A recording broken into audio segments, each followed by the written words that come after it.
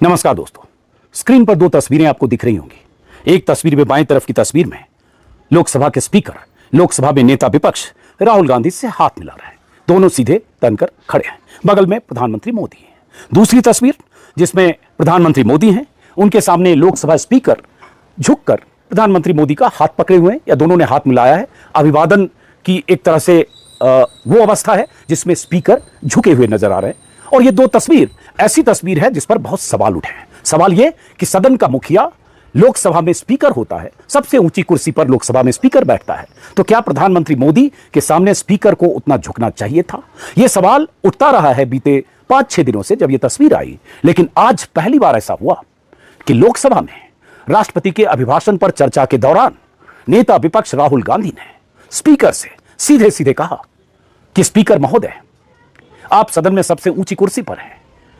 मुझे वो तस्वीर मेरे दिमाग में कौंधती है जब मैं आपसे मिला जिस दिन आप स्पीकर चुने गए, क्योंकि उसी दिन की तस्वीर थी जब ओम बिरला दूसरी बार स्पीकर चुने गए। तो परंपरा के मुताबिक जो होता है कि लोकसभा में विपक्ष का नेता और सदन का नेता, लीडर ऑफ द हाउस जो प्रधानमंत्री होते हैं, दोनों उनकी सीट से जो चुने जाते हैं सांसद, उनकी सीट से उनको स्पीकर की सीट तक ले जाते हैं और चेयर पर छोड़ते हैं और वहां अभिवादन करते हैं। उसी दिन की वो तस्वीर है। राहुल गांधी उस तस्वीर का जिक्र करके कह रहे थे और जिक्र करते हुए कहा कि मुझे ये देखकर थोड़ी हैरानी हुई जिस ढंग से आप प्रधानमंत्री के सामने अभिवादन के बाद झुके।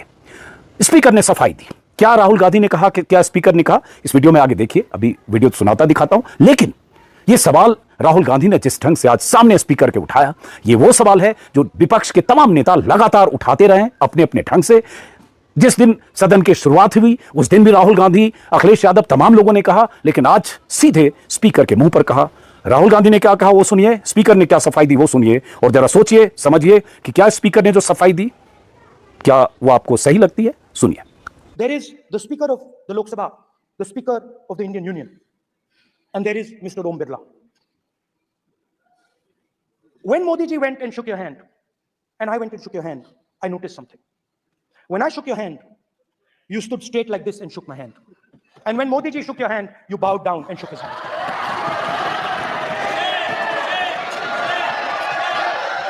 ये आसन के सामने आरोप है, ये चेयर के सामने आरोप कर रहे हैं Manu. Now, with all respect, sir. Such a. Please no, please बैठिए। नो प्लीज बैठिए प्लीज। प्लीज बैठिए। एक मिनट प्लीज। Okay please no. माननीय प्रतिपक्ष के नेता, एक मिनट प्लीज। माननीय प्लीज नो। प्रतिपक्ष के माननीय नेता,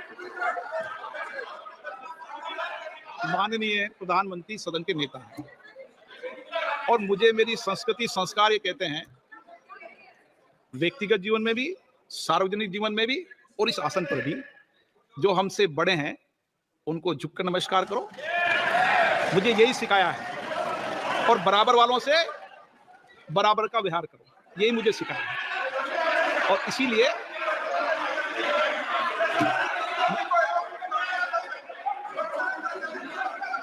स्पीकर सर, अगर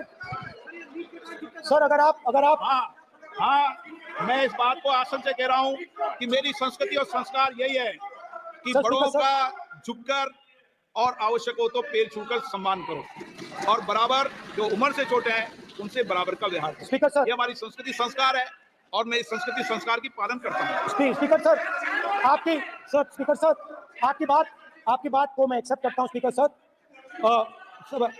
सर, आपकी बात को रिस्पेक्टफुली बैठिए ना। स्पीकर सर, मैं आपकी बात को रिस्पेक्ट करता हूं, मगर आपको कहना चाहता हूं कि इस हाउस में स्पीकर से कोई बड़ा नहीं होता। स्पीकर सबसे बड़ा है। हम सबको स्पीकर के सामने झुकना चाहिए और मैं आपके सामने झुकूंगा और सारा का सारा ऑपोजिशन आपके सामने झुकेगा। ये लोकतंत्र है स्पीकर सर।